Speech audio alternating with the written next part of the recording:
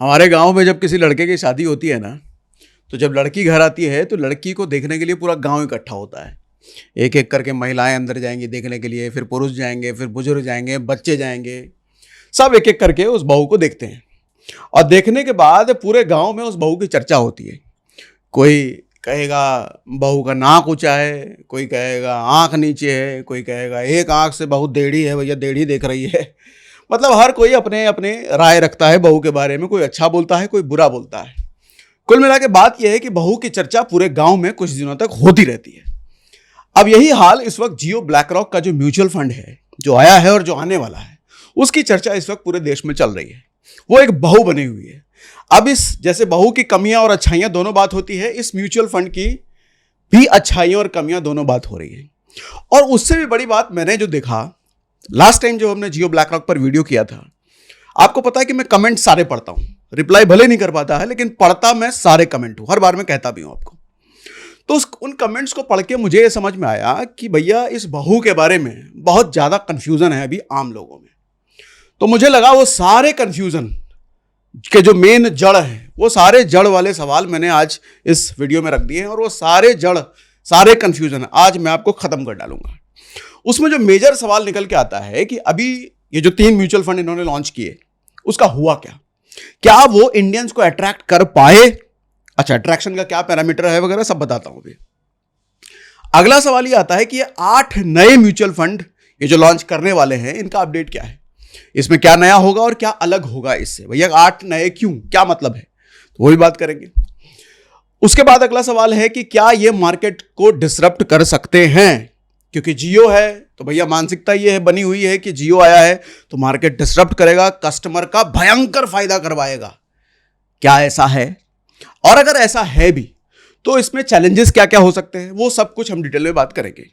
उसके बाद सवाल ये उठता है कि भैया ब्लैक रॉक इंडिया में पहली बार नहीं आ रहा है, ये पहले भी आ चुका है 2008 में डीएसपी के साथ, और उस टाइम पे पिट के गया है इंडिया से, जरा भी इसको नहीं पूछा गया था। तो इस बार जो आया है, जो हल्ला है, ब्लैक रॉक आ गया, दुनिया का सबसे बड़ा फंड मैनेजर, चाचा ये पहली बार नहीं आ रहा है, पहले भी पिट के जा चुका है इंडिया से। ये इस बार क्या नया है, इस बार कैसे ये कुछ बदल देगा, बात करेंगे इस पर। उसके बाद अगर किसी का मन है भैया इन्वेस्टमेंट करने का, तो कैसे इन्वेस्ट कर सकते हैं जियो ब्लैक रॉक के म्यूचुअल फंड में, ये बताओ। तो ये सारे सवालों का जवाब मैं आज आपको दूंगा। और इन्वेस्ट कैसे करते हैं, लास्ट में अपने मोबाइल फोन के जरिए एक स्क्रीन शेयर करके भी आपको मैं दिखाने वाला हूं इन्वेस्टमेंट करते कैसे, कहां ये ऐप मिलता है, कौन सा ऐप है, सब कुछ। तो भैया शुरू किया जाए? हाँ ठीक है।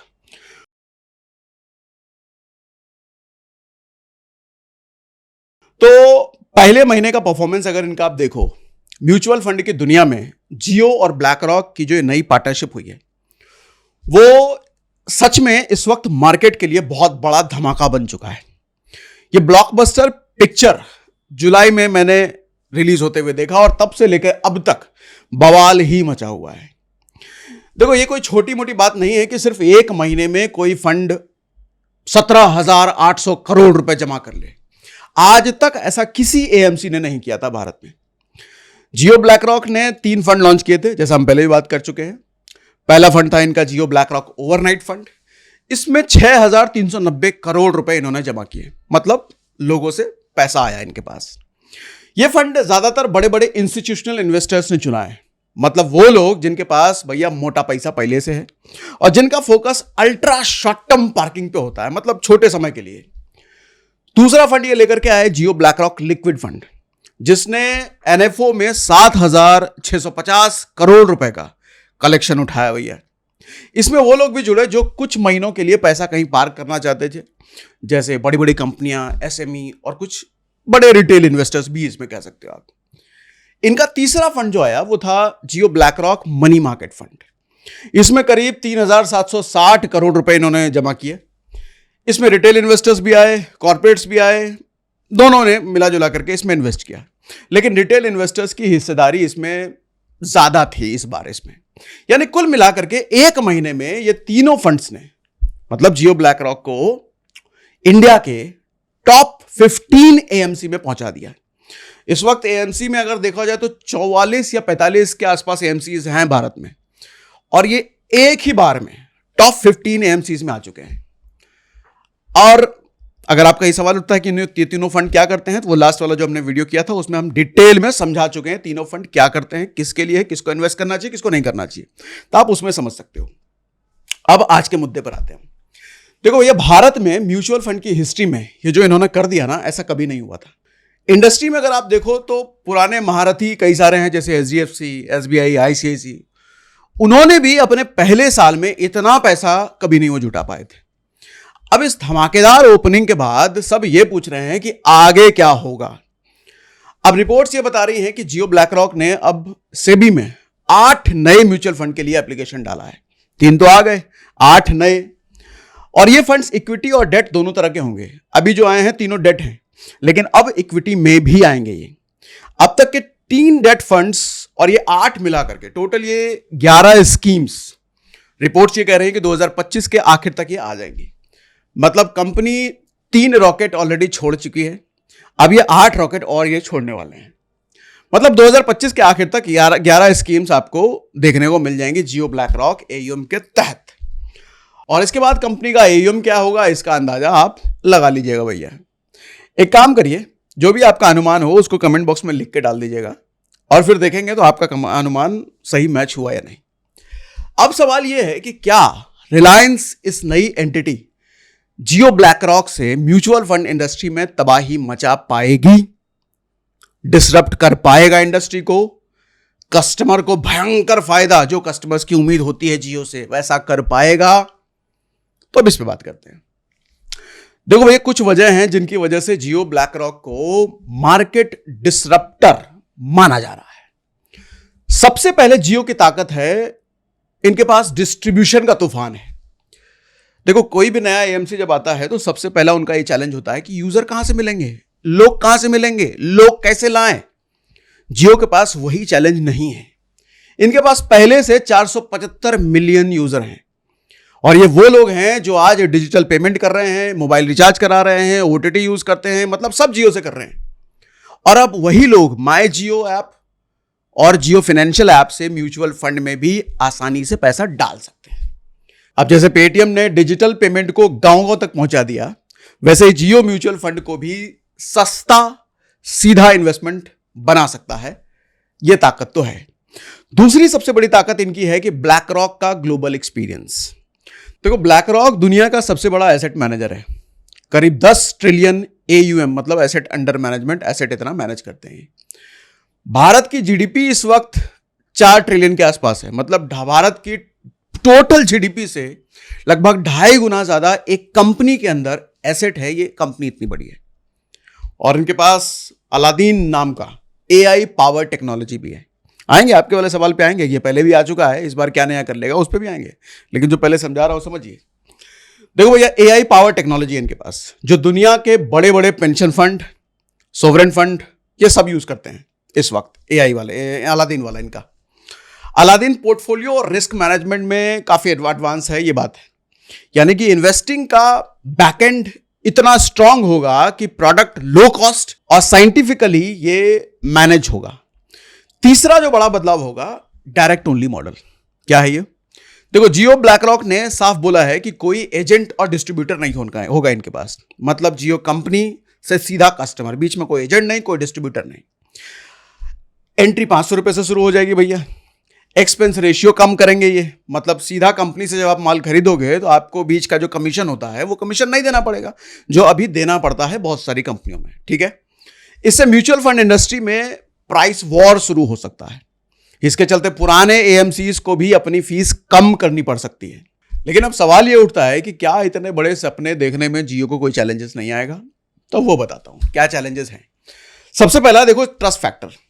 लोग म्यूचुअल फंड में HDFC, ICICI जैसे पुराने नाम पर ज्यादा भरोसा करते हैं।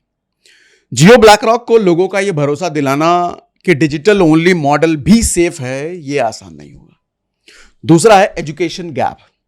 आज भी लोग म्यूचुअल फंड को नहीं समझते हैं। कई लोगों को लगता है कि SIP भी FD जैसा ही फिक्स रिटर्न देता है, या कई लोगों को यह भी लगता है कि भैया SIP स्टॉक मार्केट वाला है जो कि जुआ सट्टा है, पैसा डूब जाएगा, यह भी लगता है। ऐसे में इन्वेस्टर्स को यह सिखाना और जागरूक करना आसान कतई नहीं होगा भैया। तीसरा चैलेंज है लिमिटेड पेनिट्रेशन। इंडिया के सिर्फ 3 से 5% पॉपुलेशन ऐसी है जो कि अभी म्यूचुअल फंड में पैसा डालते हैं। बाकी लोग अभी भी एफडी में, गोल्ड में और चिट फंड में पैसा डालते हैं। ये सच्चाई है और उन तक पहुंचना टाइम कंज्यूमिंग होगा, बहुत बड़ी मेहनत वाला काम होगा। चौथा है सेबी का रेगुलेशंस। देखो, म्यूचुअल फंड की मार्केटिंग पर सेबी की सख्त गाइडलाइन है। ऐसा नहीं है कि आप कुछ भी बोल करके मार्केट में प्रोडक्ट बेच दोगे, ना ना भैया, सेबी बैठी है, कान पकड़ के खींच लेगी। मतलब एग्रेसिव एडवर्टाइजिंग और मिसलीडिंग क्लेम यहां बिल्कुल नहीं चलेंगे। ऐसे में कंपनी को फूंक फूंक कर कदम रखना पड़ेगा भैया। अब यहां पे उस सवाल पे आते हैं जो हमने रखा था कि ब्लैक रॉक पहले भी आ चुका है, इस बार ऐसा क्या ये कर लेंगे कि पूरा का पूरा गेम चेंज हो जाएगा। तो सच बात यह है कि ब्लैक रॉक पहले देखो डीएसपी के साथ जॉइंट वेंचर में, पार्टनरशिप में, मतलब 2008 से 2018 तक इंडिया में रहा है। DSP black rock mutual fund ने कुछ साल तो ठीक ठाक काम किया, लेकिन रिटेल में ये बहुत ज्यादा कुछ नहीं बना पाए और तब डिजिटल इंफ्रास्ट्रक्चर भी कमजोर था। लोग मोबाइल पर इन्वेस्टिंग ना के बराबर था, सोच भी नहीं सकते थे। इसलिए धीमे धीमे चल रहे कारोबार से ये दोनों कंपनी अलग अलग हो गई और 2018 में डीएसपी ने पूरा स्टेक खरीदकर ब्लैक रॉक को इंडिया से अलविदा कह दिया। लेकिन इस बार जियो के साथ ब्लैक रॉक एक अलग और इंपैक्टफुल कहानी लिख सकती है और इसकी वजह क्या क्या है ये समझाता हूं। सबसे पहली वजह है डिस्ट्रीब्यूशन।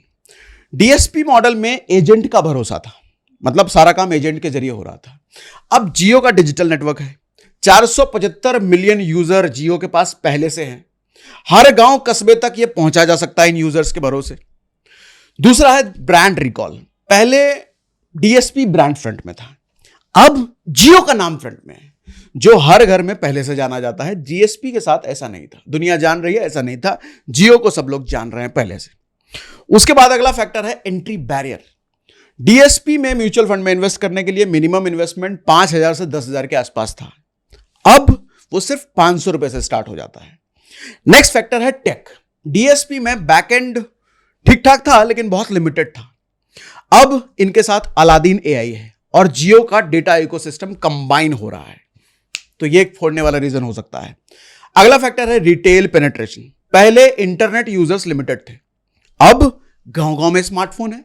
पहले इंटरनेट कितने जगह पे था, अब गांव गांव में स्मार्टफोन है। अगला है प्रोडक्ट मॉडल। डीएसपी में रेगुलर और डायरेक्ट दोनों ही चल रहे थे। जियो कहता है कि भैया 100% डायरेक्ट ओनली मॉडल पर आएगा ये, मतलब पूरा का पूरा डायरेक्ट, मतलब कस्टमर से कंपनी जुड़ेगी, बीच में कोई डिस्ट्रीब्यूटर नहीं होगा, कोई एजेंट नहीं होगा और वो पूरा मार्जिन जो बचत होगी, जो कमीशन होगा, वो सब कस्टमर का ही फायदा होगा। इसलिए अब ये जेवी सिर्फ म्यूचुअल फंड कंपनी नहीं बल्कि एक fintech plus investment plus distribution platform बनने वाला है, ये समझ लो। अगर सब कुछ सही चला तो जियो ब्लैक रॉक इंडिया का रॉबिनहुड बन सकता है। इन्वेस्टिंग को इतना आसान बना सकता है जैसे हम लोग मोबाइल रिचार्ज कराते हैं। अलादीन की टेक्नोलॉजी से पर्सनलाइज्ड पोर्टफोलियो बन सकते हैं। पुराने एमसीज को भी अपनी फीस और प्रोसेसेस बदलने पड़ेंगे। टीयर 2, टीयर 3 शहरों में, मतलब छोटे शहर जो हैं, वहां पहली बार म्यूचुअल फंड मास स्केल पर पहुंच सकता है। लेकिन जी, जैसा मैंने पहले कहा, चैलेंजेस अब भी रहेंगे। म्यूचुअल फंड देखो एक पुश प्रोडक्ट नहीं है। लोग जब तक यहां खुद नहीं आएंगे तब तक ये नहीं चलेगा। फाइनेंशियल लिटरेसी भी बहुत कम है, समझ लोगों में कम है। ओल्डर जनरेशन ये छोटे शहरों में डिजिटल ओनली मॉडल पर भरोसा बनाने में वक्त लगेगा भैया, क्योंकि आज भी डिजिटल चीजों पर बहुत बड़ा वर्ग है जो भरोसा नहीं करता है। फाइनल लाइन ये है कि पहले ब्लैक रॉक डीएसपी के साथ बैक बेंचर था, पीछे था, फ्रंट में डीएसपी था। अब जियो के साथ स्पॉटलाइट में है ब्लैक रॉक। अब ये सिर्फ फंड नहीं, पूरा का पूरा डिजिटल फाइनेंशियल एक्सपीरियंस बेचने आया है। तो ये सब कुछ वजह है जिसकी वजह से लग रहा है कि जियो ब्लैक रॉक तबाही मचा सकता है। लेकिन सच में मचाएगा कि नहीं मचाएगा ये समय बताएगा। ये साल 2 साल जब हो जाए तभी पता चलेगा। अब लास्ट में आपको दिखाता हूं कि भैया इन्वेस्टिंग करते कैसे। तो उसके लिए ये आईफोन में अलाउड नहीं है स्क्रीन रिकॉर्डिंग करना, इसलिए मैं कैमरा लेकर के इधर ही आ जाओ भैया, दिखा देते हैं। ठीक है, तो यहां पे मैं जियो फाइनेंस का इनका ऐप है, इस पे आ जाओ आप। वैसे एक चीज क्लियर कर दूं भैया, जरूरी नहीं है सिर्फ जियो फाइनेंस पर ही होगा, आप किसी भी ब्रोकिंग ऐप पे कर सकते हो। लोगों को कंफ्यूजन है कि सिर्फ जियो फाइनेंस ही ऐप पर चलेगा, ऐसा नहीं है, कहीं भी जाके आप कर सकते हो। म्यूचुअल फंड ऐप में आ जाओ, यहाँ इनकी 3 स्कीमें दिखेंगी अभी, जो 3 इनका है। ये देखो, liquid fund, money market fund, overnight fund. सीधे सी बात है, इन्वेस्ट पे जाओ, यहाँ अपना पैसा डालो। मिनिमम 500 रुपये लगता है, मिनिमम 500 रुपये का इन्वेस्टमेंट आप कर सकते हो, उससे कम नहीं। आप यहाँ पे 2 ऑप्शन चुन सकते हो, RIA का भी ऑप्शन है। RIA का मतलब अगर कोई आपका ऑलरेडी एडवाइजरी है तो उसका नंबर आप डाल सकते हैं, नहीं है तो डायरेक्ट चुन लीजिए, ठीक है। इन्वेस्ट करेंगे आपका शुरू हो जाएगा, लेकिन इससे पहले KYC जरूरी होता है। KYC करने में 5 मिनट लगेगा। इनका प्रोसेस बड़ा अच्छा है KYC का, 5 मिनट में KYC कंप्लीट हो जाती है, इन्वेस्टमेंट शुरू हो जाएगा, ठीक है भैया। तो ये थी भैया पूरी इन्फॉर्मेशन, और कुछ अभी भी सवाल आपके बचते हैं तो कमेंट बॉक्स में बताइए। शुरुआत में जैसे बोला, मैं रिप्लाई नहीं कर पाता, लेकिन पढ़ता सारे कमेंट में हूँ, ठीक है। और बाकी इन्वेस्टमेंट के लिए हमने लिंक, म्यूचुअल फंड में इन्वेस्ट करना है, स्टॉक में इन्वेस्ट करना है, हर वीडियो के डिस्क्रिप्शन में लिंक होता है, वहाँ से आप इन्वेस्टमेंट जर्नी अपनी शुरू कर सकते हैं, ठीक है भैया। कुछ सवाल हो तो कमेंट बॉक्स में लिख के जरूर बताइएगा, आगे किसी वीडियो में ले लेंगे।